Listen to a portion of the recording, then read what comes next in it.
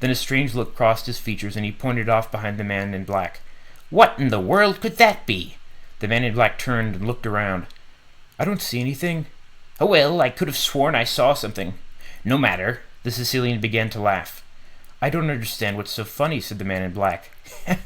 "I'll tell you in a minute," said the hunchback. "But first, let's drink."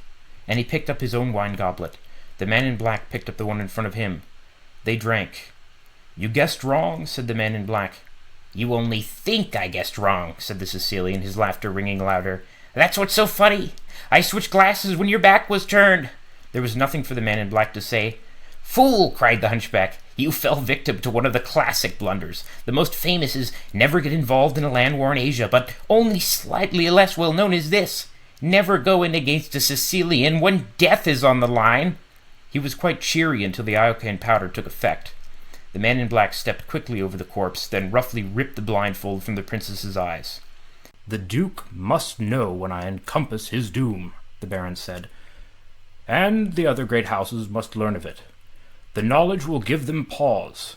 I'll gain a bit more room to maneuver. The necessity is obvious, but I don't have to like it." "Room to maneuver," Piter sneered.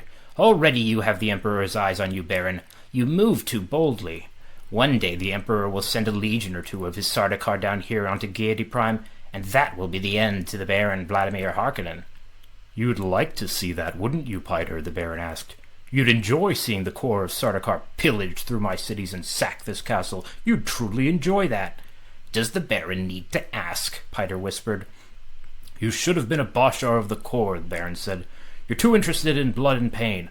Perhaps I was too quick with my promise of the spoils of Arrakis." Piter took 5 curiously mincing steps into the room, stopped directly behind Feyd-Rautha. There was a tight air of tension in the room, and the youth looked up at Piter with a worried frown. "Do not toy with Piter, Baron," Piter said. "You promised me the Lady Jessica. You promised her to me." "For what, Piter?" the Baron asked. "For pain?" Piter stared at him, dragging out the silence. Feyd-Rautha moved his suspensor chair to one side, said, "Uncle, do I have to stay? You said you'd—" "My darling Feyd-Rautha grows impatient," the Baron said. "It would be pointless in any case. I know none of your names." "Names have never been an issue for us." If the genie was startled, it gave no sign. "You've got your boots back, I see," it said. The dark brows nodded. "I said you'd pay for that, and so you will. You and the boy." Until this moment, Nathaniel had been sitting on Kafka's desk, transfixed by shock. Now, in a concerted effort to assert some authority, he pushed forward and stood upright, hands on hips. "You're under arrest," he said, glaring fiercely at the mercenary as he spoke. The man returned his gaze with such baleful unconcern that Nathaniel felt himself shrinking and cowering where he stood. In fury, he cleared his throat. "Did you hear what I said?" The man's arm moved, so fast that Nathaniel barely registered it, and a sword rested in his hand. It pointed lazily in Nathaniel's direction. "Where is your weapon, child?"